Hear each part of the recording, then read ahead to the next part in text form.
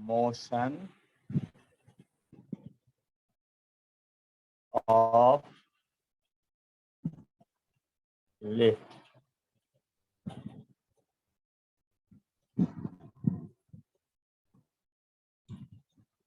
Motion of lift, देखिए इसमें जो है लिफ्ट मतलब एलिवेटर भी केस फर्स्ट में है। एक लिफ्ट जो है वो ऊपर की ओर जा रहा है, ये लिफ्ट है जो ऊपर की ओर एक्सेलरेट कर रहा है। ऊपर की ओर क्या कर रहा है, ये एक्सेलरेट कर रहा है। इसके अंदर एक ऑब्जेक्ट है जो इस तरह से हैंग्ड है।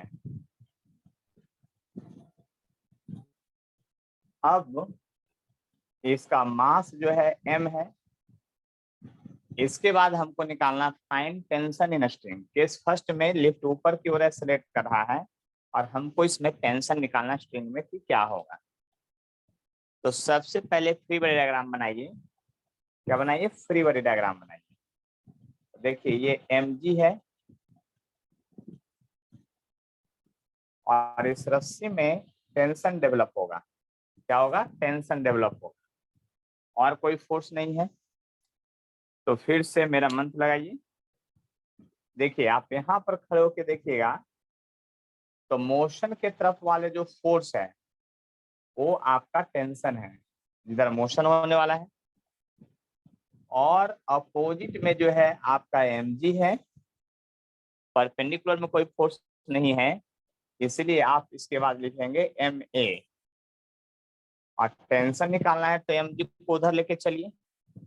तो T इक्वल टू क्या होगा आपका m और g प्लस a, यानी कि यहाँ पर टेंशन का फॉर्मूला आपका ये आ गया।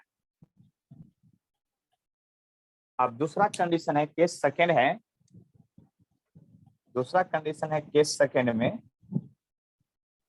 लिफ्ट है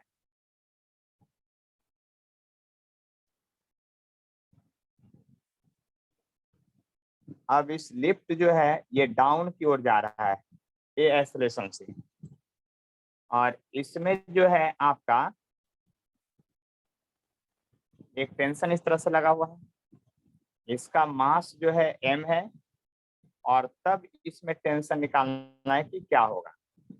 तो टेंशन निकालना है तो फ्री बॉडी डायग्राम बनाना पड़ेगा और free body diagram that is आप mg नीचे दिखाएंगे। ये mg हो गया डायरेक्ट, देख लीजिए। अब अगर आप लिखते हैं तो यही लिखेंगे कि मोशन के तरफ वाले फोर्स को प्लस, तो mg अब की बार मोशन के डायरेक्शन में। और ब्लॉक को देखिए तो ब्लॉक को देखने के बाद टेंशन जो है ऊपर की ओर है, देख लीजिए, और इक्वल टू ma। अब टेंशन निकालना है तो इसको उधर लेके चलिए और इसको इधर लाइए। तो mg minus ma equal to tension होगा, इसलिए आप टेंशन इक्वल टू लिख सकते हैं m और g माइनस a। यानी कि लिफ्ट जब ऊपर की ओर जाएगा तो इस रस्सी में टेंशन इंक्रीज कर जाएगा, और जब नीचे की ओर जाएगा तो टेंशन क्या होगा आपका डिक्रीज कर जाएगा। केस थर्ड में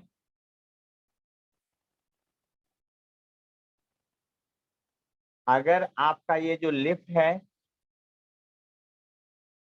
ये आपका ऊपर की ओर ही जा रहा है लेकिन यूनिफॉर्म मोशन में है, एक्सेलरेशन नहीं है। यहाँ मोशन यूनिफॉर्म है, ये एक्सेलरेटेड मोशन था। तो यूनिफॉर्म मोशन है तो फिर से हम निकालते हैं वही सिस्टम में mg, यानी टेंशन निकालने की कोशिश करते हैं।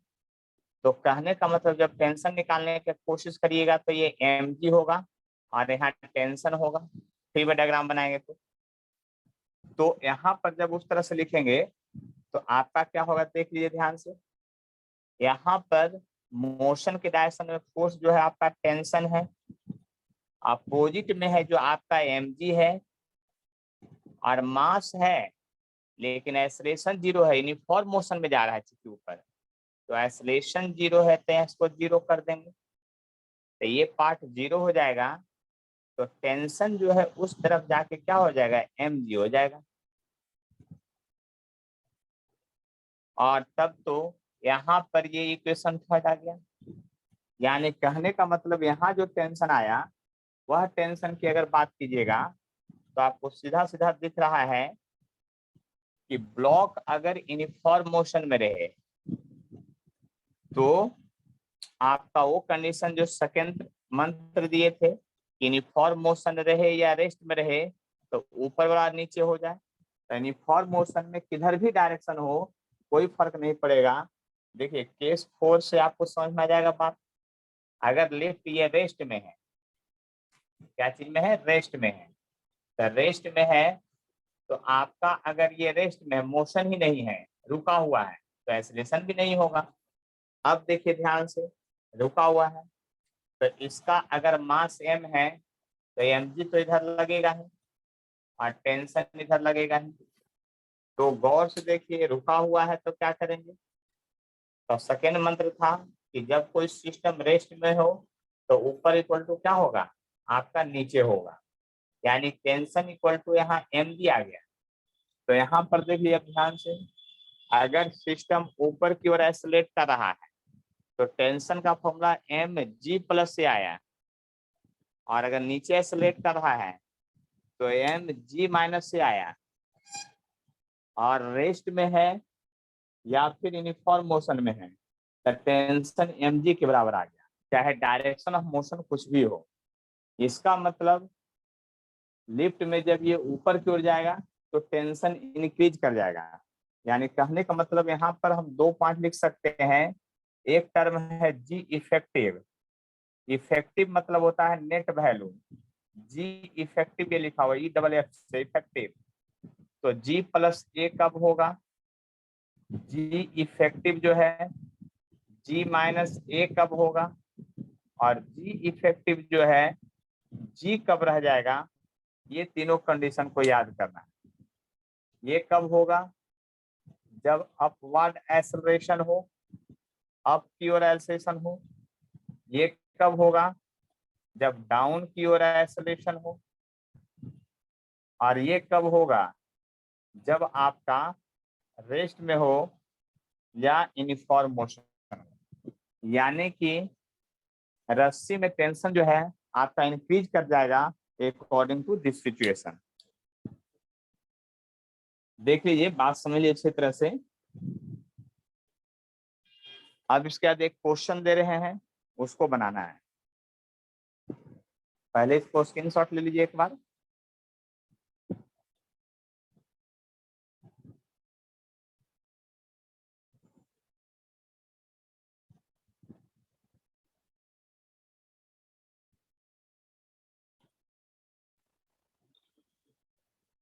देखिए क्वेश्चन में क्या कह रहा है वो समझ लीजिए बात ध्यान से। क्वेश्चन में कह रहा है पहला नंबर में एक pendulum of mass 50 gram ceiling मतलब छत से, मतलब पहला नंबर का अगर क्वेश्चन बनाना है तो एक लिफ्ट बनाना है, लिफ्ट का छत जो है इसी को कहते हैं, और पेंडुलम का मास जो आने की बॉब का मास, ये ऐसे हैंग है जिसका मास है आपका 50 ग्राम। मास कितना है, 50 ग्राम। कहता फाइंड टेंशन इन स्ट्रिंग, इस स्ट्रिंग में टेंशन निकालना है जबकि ये गोज अप विथ एक्सेलरेशन इतना है, ये ऊपर की ओर जा रहा है, और टेंशन निकालना है, और बॉब का मास m मान लीजिए तो mg तो हमेशा डाउन लगेगा, आई ऊपर की ओर एक्सेलरेट कर रहा है। तो या तो फॉर्मूला याद रखिए, नहीं तो फिर से प्रोसेस से बना दीजिए। Tension minus mg equal to m में, अगर फॉर्मूला नहीं याद है तो g प्लस ए होगा, यानी कि टेंशन का फॉर्मूला है, मास है जो 50 ग्राम है, तब 50 ग्राम को पहले केजी में बदलना पड़ेगा, तो -3 kg हो जाएगा, 10 टू पावर -3 से मल्टीप्लाई करना पड़ेगा। 9.8 जी का वैल्यू और ये 1.2 जो है आपका एक्सेलरेशन का वैल्यू दिया हुआ है। अब ये टेंशन का फॉर्मूला कितना हो गया, 50 इंटू 10⁻³ और इंटू ये हो गया आपका 11। अब ये हो गया टेंशन 55 ऐसे 10⁻³ अब 3 दशमलव है इसलिए टेंशन बराबर होगा 0.55 न्यूटन। कितना होगा, इतना टेंशन इस स्प्रिंग में लग रहा होगा। लेकिन देखिए इसमें है गोज डाउन विथ माइनस में एक्सेलरेशन दिया है, डाउन लेकिन जा रहा है, तो डाउन जा रहा है तो क्या कीजिएगा, बी नंबर में फिर से इसी तरह से आप बना सकते हैं। देखिए फार्मूला याद करने की जरूरत नहीं है, थोड़ा कंसेप्ट डेवलप हो जाएगा तो डायरेक्ट याद भी हो जाएगा और समझ में आ जाएगा। तो डाउन ये जब जा रहा है तब क्या कीजिएगा, तो mg तो यहाँ दिखाइएगा हर हाल में और टेंशन इधर दिखाइएगा। तो आप वहां से लिखेंगे फिलहाल इस तरह से कि मोशन के डायरेक्शन में जो फोर्स है वो प्लस, अपोजिट में जो है माइनस, इक्वल टू एम में टेंशन इक्वल टू हो जाएगा m और g माइनस से। लेकिन अब जब टेंशन निकालना है तो 50 ग्राम लिखिएगा 10⁻³ अब जरा ध्यान दीजिए हम क्या कर रहे हैं, 9.8 है माइनस है, ये डाउन जा रहा था सम इक्वेशन, लेकिन डाउन में माइनस साइन का मतलब ये डिसलेरेशन हो गया। डाउन में माइनस साइन का मतलब क्या हो गया, ये डिसलेरेशन हो गया, एक्सेलरेशन नहीं हुआ। तो माइनस साइन ये फॉर्मूला में आया है और ए का वैल्यू भी माइनस में दिया हुआ है, इसलिए माइनस माइनस यहाँ ये प्लस हो रहा है। इसका मतलब समझ लीजिए, फिर से टर्म को समझिएगा, क्योंकि इसका भी कुछ मतलब है और डाउन जा रहा है उसका भी कुछ मतलब है। यानी फिर से यहाँ पर आ जाएगा 11, तो यानी 11 हो जाएगा तो फिर से 0.55 न्यूटन आपका आ जाएगा। देखिए बात ध्यान से। उसी तरह से आपका सी नंबर में है गोज विथ यूनिफॉर्म मोशन है, तो यूनिफॉर्म मोशन से जाएगा तो क्या होगा आपका, तो इसको पहले देख लीजिए फिर चलिए इसको ऊपर से मिटा देते हैं।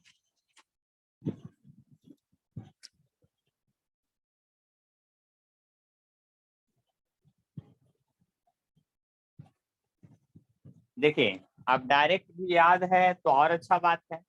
सी नंबर में क्या कहता है, goes up with uniform motion, तो यूनिफॉर्म मोशन में टेंशन किसके बराबर, mg के बराबर होता है सिर्फ।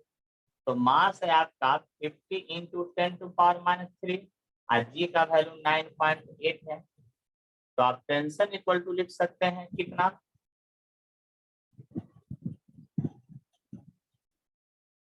कितना और इंटू 10⁻³ यानी 0.49 न्यूटन। देख लीजिए कितना आ जाएगा। अब देखिए ये कहता है गोज डाउन विथ एक्सेलरेशन इतना, तो गोज डाउन का देखिए फॉर्मूला भी डिराइव हुआ था। डी नंबर में जो है आपका टेंशन का फॉर्मूला होगा mg माइनस से डाउन में, तो वहां पर डाउन में एक्सेलरेशन का वैल्यू प्लस दिया माइनस दिया था इसलिए प्लस हो गया था, यहाँ पर तो प्लस दिया हुआ है, और जब प्लस दिया हुआ है तो आपको प्लस दिया हुआ है तो सीधा सीधा वही लिखा जाएगा 50 ग्राम और 9.8 माइनस 1.2 यानी कि 50 इंटू 10⁻³ और इंटू ये हो जाएगा 6 और 9 में से बन जाएगा तो आपका हो जाएगा 8, यानी हो जाएगा आपका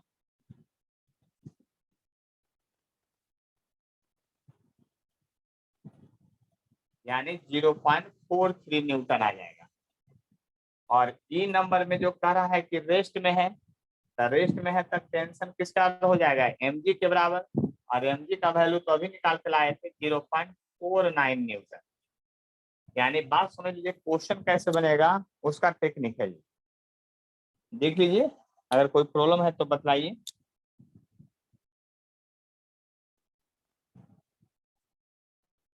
देख लीजिए बात समझ लीजिए अच्छी तरह से, स्क्रीनशॉट ले लीजिए।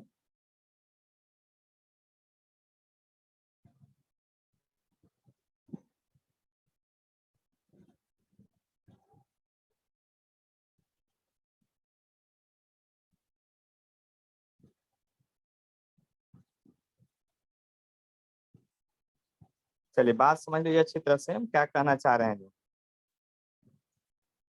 अगर कोई दिक्कत है तो बोलिए, नहीं तो फिर आगे बढ़ेंगे।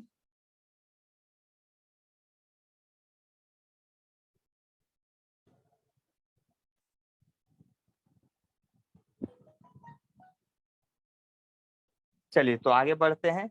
इसी तरह का सेम कंडीशन जो होगा किसमें होगा वो देखिएगा ध्यान से। इसी तरह का सेम कंडीशन होगा, यहाँ टेंशन था, अब वेइंग मशीन लगा देंगे लिफ्ट के अंदर। लिफ्ट के अंदर क्या लगा देंगे? तराजू, वेइंग मशीन जो वेट मेजर करता हो।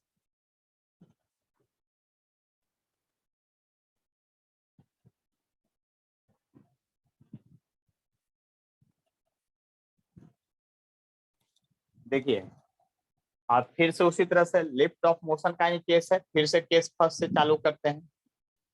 आपकी बार तराजू के अंदर वेइंग मशीन रखेंगे, मतलब लिफ्ट के अंदर वेइंग मशीन रखेंगे। देख लीजिए तराजू है ये रखा हुआ जो रीडिंग मेजर करता है।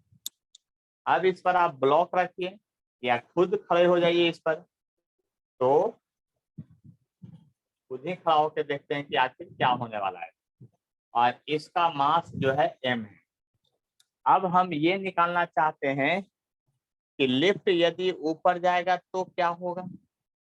लिफ्ट यदि ऊपर जाएगा तो क्या होगा, तो ध्यान से सुनिएगा। तराजू जो है ना वेट मेजर नहीं करता है, तराजू जो है नॉर्मल फोर्स मेजर करता है, एक्शन रिएक्शन फोर्स मेजर करता है।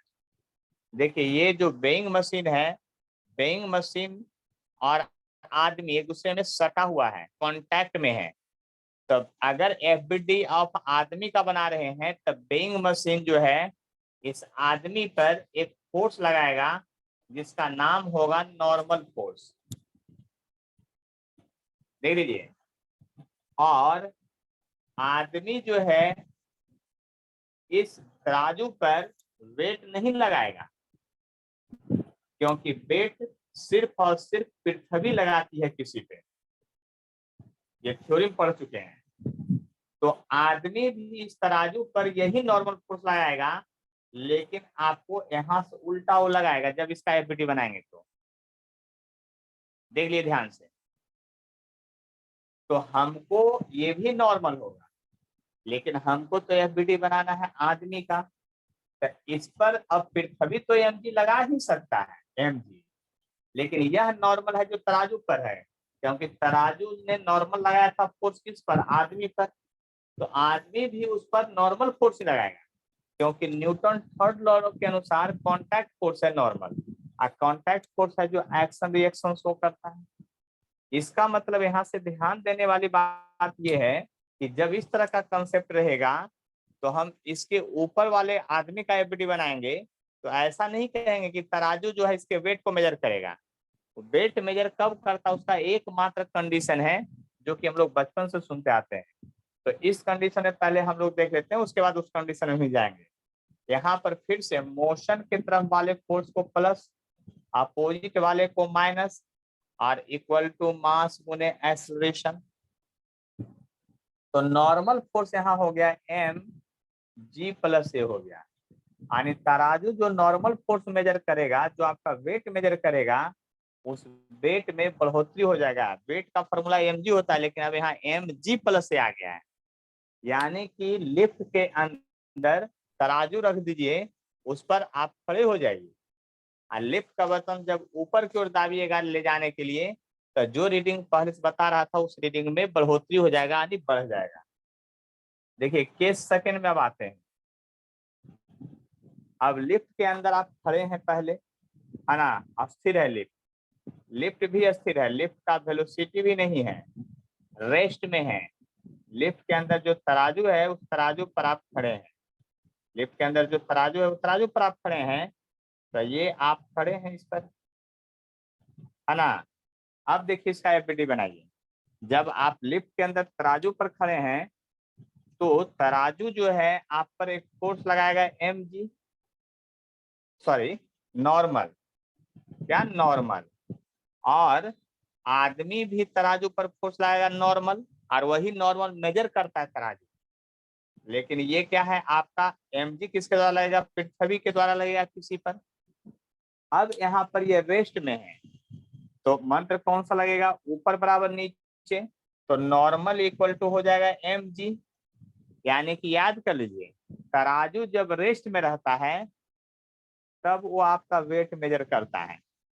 यानी कहने का मतलब है तराजू हमेशा नॉर्मल फोर्स मेजर करता है, लेकिन हम लोग चूंकि बचपन से ये देखते आए हैं कि तराजू हमेशा रेस्ट में रहता है, और रेस्ट में रहने के बाद नॉर्मल है जो mg यानी वेट के बराबर होता है, तो हम लोग समझ लिए हैं कि तराजू क्या मेजर करता है, वेट मेजर करता है, जबकि तराजू जो है वेट मेजर नहीं करता, वो नॉर्मल फोर्स मेजर करता है।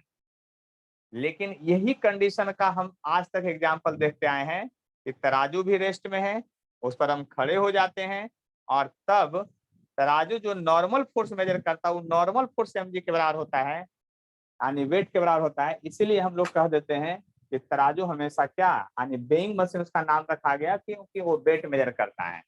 लेकिन वही तराजू को लेकर के आप लिफ्ट के अंदर चले जाइए, लिफ्ट का बटन ऊपर की ओर जाने के लिए दबाइए, तो जो आपका वेट मेजर कर रहा था उसमें थोड़ा सा इंक्रीजमेंट हो जाएगा, और थोड़ा सा कितना, जितना एक्सेलरेशन का वैल्यू होगा उसके अनुसार इंक्रीजमेंट होगा। देखिए अब केस थर्ड में फिर से आते हैं, ये सब फिनोमेना को समझना पड़ेगा। अब फिर से तराजू बना रहे हैं, देख लीजिए तराजू को फिर से हम बना रहे हैं।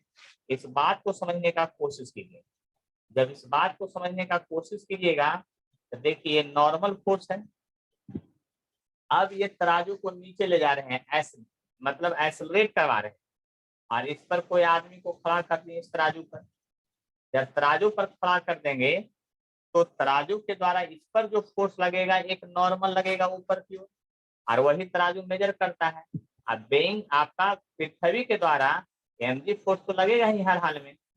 यानी कहने का मतलब ये हुआ कि मोशन के तरफ वाले फोर्स को प्लस लेंगे, अपोजिट वाले को माइनस लेंगे, और इक्वल टू मास गुने एक्सेलरेशन लिखेंगे।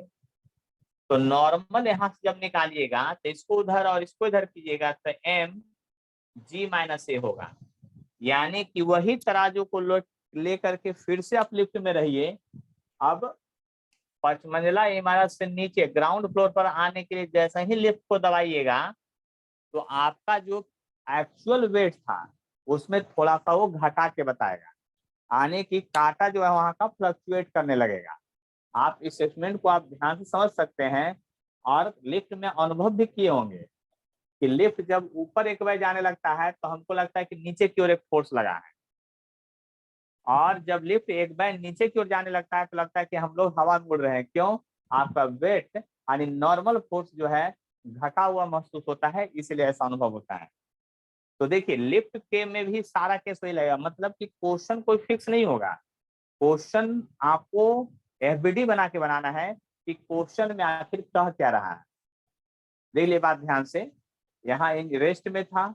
अब आप ऐसा भी हो सकता है यूनिफॉर्म मोशन में लेकिन रहेगा, तब फिर इफेक्ट वैसा नहीं होगा। केस 4 की बात करते हैं, यानी यूनिफॉर्म मोशन में जब रहेगा ये लिफ्ट, लिफ्ट जब ये यूनिफॉर्म मोशन में रहे, यानी ऊपर जाए या नीचे जाए, यूनिफॉर्म मोशन में एक्सेलरेशन 0 हो जाए, तो इस लिफ्ट के अंदर अगर जो बेइंग मशीन रखे हैं, जो तराजू रखे हैं जिसमें कांटा लगा हुआ है, वह तराजू को अगर आप उस पर एक किसी आदमी को खड़ा कर देते हैं, है ना, तो अब क्या होगा कंडीशन, अब कंडीशन फिर होगा ये तराजू जो है इस पर नॉर्मल फोर्स लगाएगा ऊपर, और mg पृथ्वी के द्वारा लगेगा, क्योंकि वेट फोर्स जो है m इंटू जी वो पृथ्वी के द्वारा किसी भी ऑब्जेक्ट पर लगता है, दुनिया के हर एक ऑब्जेक्ट पे लगता है। अब ये ऊपर की ओर जा रहा है, जाने दीजिए कोई फर्क नहीं पड़ रहा है, लेकिन यूनिफॉर्म मोशन में है, तो यूनिफॉर्म मोशन में हो या रेस्ट में हो तो एक ही कंडीशन होता है,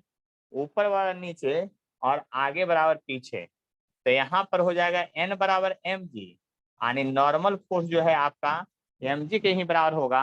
यानी रीडिंग आपका बेइंग मशीन तराजू जो है सही सही रीडिंग कब बताएगा, दो कंडीशन में, या तो तराजू रेस्ट में रहे या तो तराजू जो है यूनिफॉर्म मोशन में रहे, दो ही कंडीशन में बताएगा, और तीसरा कोई कंडीशन नहीं है जिसमें वो बतलाएगा कि आपका क्या हो रहा है। जो इस बात को समझ लीजिए अच्छी तरह से, और अगर कोई डाउट है तो बोलिए। इसको याद भी रखना पड़ेगा आपको हर हाल में, ठीक है। यहाँ पर यानी कि इसको याद भी रखना पड़ेगा हर हाल में कि आपका क्या करना है। यानी कि तराजू जो है सही सही वेट जो है मेजर मात्र 2 कंडीशन में बतलाएगा, इस बात को समझ गए होंगे। कब? जब रेस्ट में रहे तब, जो हमेशा बचपन से देखते आए हैं। यूनिफॉर्म मोशन में रहे तब, और बाकी सारा कंडीशन में आपका ये नहीं बताएगा। बस इतना समझ लीजिए।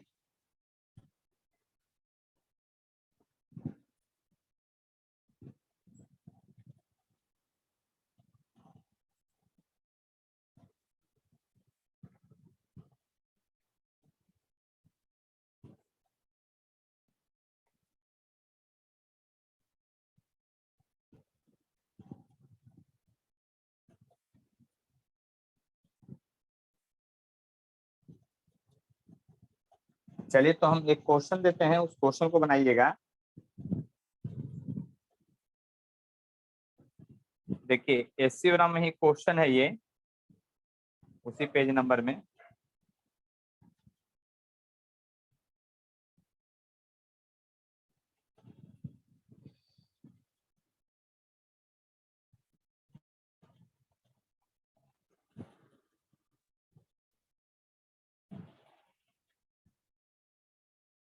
देखिए ये नीट में पूछा हुआ क्वेश्चन है, ये नीट में पूछा हुआ क्वेश्चन है आपका, इसी पर आधारित। कहता मैन बेइंग 80 kg, क्वेश्चन में कहता है ए मैन वेइंग 80 kg, यानी एक आदमी का वेट है जो 80 kg है। Stands on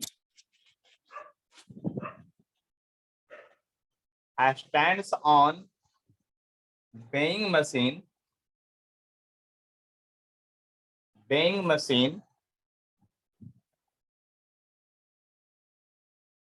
stands on weighing machine in a lift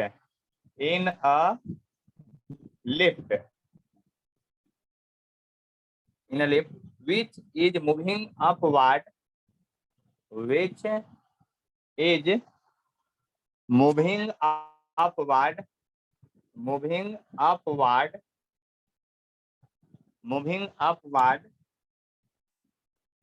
with a uniform acceleration,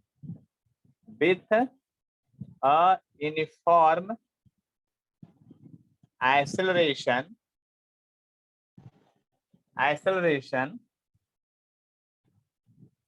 of 5 meter per second square. What would be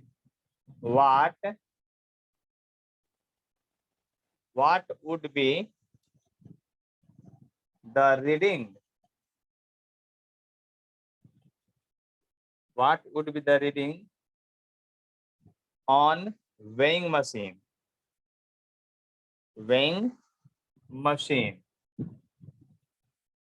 आपको ये बताना है वेइंग मशीन कितना रीड कर रहा है, ये आपको बतलाना है। जल्दी से बना करके, 2-4-5 मिनट का टाइम है, जल्दी से बना के बतलाइएगा।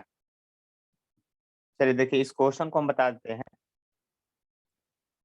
तो क्वेश्चन में कहता है man being 80 kg standing on a weighing machine, यानी कि man weighing 80 kg standing on a weighing machine in a lift which is moving upward with a uniform acceleration इतना। What will the reading on weighing machine?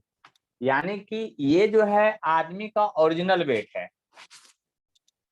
तो original wait कब major होता है, आप बात समझ लीजिए। तो केस फर्स्ट में ओरिजिनल वेट कब मेजर होता है? जब वेइंग मशीन रेस्ट में रहे, चाहे लिफ्ट के अंदर हो चाहे लिफ्ट के बाहर हो, उससे कोई फर्क नहीं पड़ता है। यानी कि ओरिजिनल वेट जो है आपका आदमी का कब मेजर होता है? जब ओरिजिनल वेट जो मेजर होता है आदमी का, जब वो लिफ्ट रेस्ट में रहता है तब। यानी कि ओरिजिनल वेट है जो इसका 80 kg दिया है, एन इक्वल टू जब mg है उस समय का वैल्यू 80 केजी दिया है, तो n जब 80 केजी है तो ध्यान समझ लीजिए शुरुआत में 80 r केजी और g को बदले देखिए हम लोग मास में लिखते हैं इसलिए इतना है, ये 80 g है जो ओरिजिनल है, यानी कि दैट इज कह सकते हैं कि mg का जो वैल्यू है वह 80 g है। इक्वेशन पहला, ओरिजिनल वेट है वह 80 दिया हुआ है। अब यह आदमी जो है एक लिफ्ट के अंदर चला गया है, कहाँ? लिफ्ट के अंदर। वह लिफ्ट में एक वेइंग मशीन फिर से रखा हुआ है और उस वेइंग मशीन में ये जाकर के बैठ गया है और वेइंग मशीन जो है आपका ऊपर की ओर मूव करने लगा है 5 से। कितना से? 5 से। एक्सेलरेशन जो 5 है उसमें वो ऊपर से ये मूव करने लगा है ऊपर की ओर 5 मीटर पर सेकेंड से। तो नॉर्मल एन डैश सब की बात, दोबारा जब बैठ गया उस समय की बात कर रहे हैं और एम जी। तो अब लिखेंगे मोशन के डायरेक्शन वाले फोर्स प्लस अपोजिट वाले माइनस इक्वल टू एम में। अब देखिए जरा गौर से, ये N1 जो होगा एम जी प्लस ए आएगा, या आप ऐसा लिख सकते हैं एम जी प्लस एम में होगा। कब? जब बेइंग मशीन में बैठ के ऊपर जाएगा। तो ये हुआ ओरिजिन रीडिंग। कब? ये रीडिंग जो हुआ कब हुआ? जब आपको तराजू के अंदर है। तो इस रीडिंग को निकालिए पहले। तो mg का ओरिजिनल वैल्यू जो था वो यहाँ से आया हुआ है 80 g, 80 इंटू 10, जी का वैल्यू 10 होता है और एक्सेलरेशन कितना है? 5 है, तो 80 इंटू 5 होगा, यानी टोटल नॉर्मल जो आ गया आपका 800 आप प्लस 400, यानी कि नॉर्मल जो टोटल हो गया आपका 1200 न्यूटन हो गया। ये न्यूटन में आंसर है, लेकिन जब नीट क्वेश्चन पूछा था तो केजी में आंसर दिया था। तो केजी में बदलने के लिए नॉर्मल इक्वल टू अगर mg होता है तो मास के टर्म में अगर आंसर दिया रहे मास के टर्म में तो n1/g लिखना पड़ेगा आपको आंसर, यानी कि ये 1200 न्यूटन बटा 10, यानी कि आपका रीडिंग जो करेगा 120 केजी करेगा।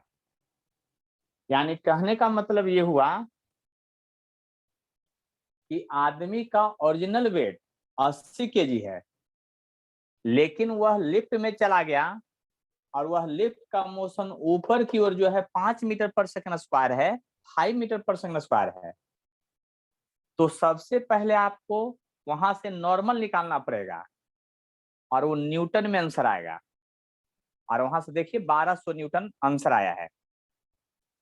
अब अगर मास में ऑप्शन दिया रहे क्वेश्चन में कंपटीशन में, तो मास में बदलने के लिए उस नॉर्मल में जी से डिवाइड करना पड़ेगा, तो 120 केजी, यानी कि तराजू में बैठ करके जब ऊपर की ओर जा रहा है तो 80 केजी आदमी को वह 120 केजी बतला रहा है। तो ये हुआ रीडिंग जो कि नीट में क्वेश्चन पूछा हुआ था। देख लीजिए, अगर समझ में आ गया तो बोलिए, नहीं तो फिर हम बताते हैं दोबारा।